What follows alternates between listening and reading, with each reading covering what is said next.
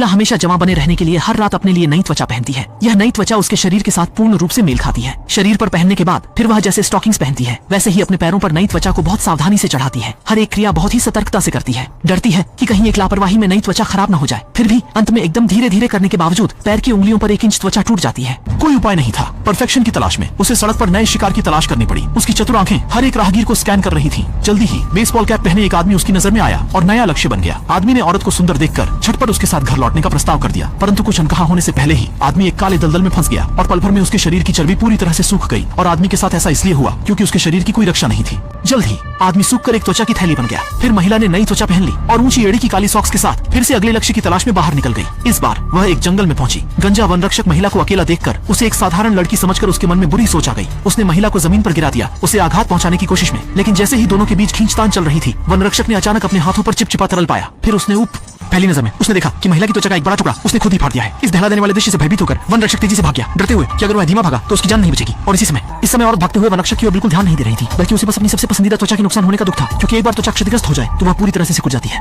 जिंगवन वह बहुत अनिच्छुक थी, पर उसे त्वचा उतारनी पड़ी। उसने सिर की टोपी उतारी, अंदर काले रंग का सिर साफ दिखाई दिया। उसके बाद उसने बाकी की त्वचा भी धीरे धीरे उतार दी। इस समय बिना त्वचा के सहारे के वह महिला फिर से राक्षस की तरह दिखने लगी। उसने अपने सामने उस युवा और सुंदर चेहरे को देखा और उसके मन में मोह था। लेकिन यह त्वचा पूरी तरह से खराब हो चुकी थी और अपनी बदसूरत असलियत को छुपाने के लिए उसे नई त्वचा की तलाश में फिर से निकलना पड़ा।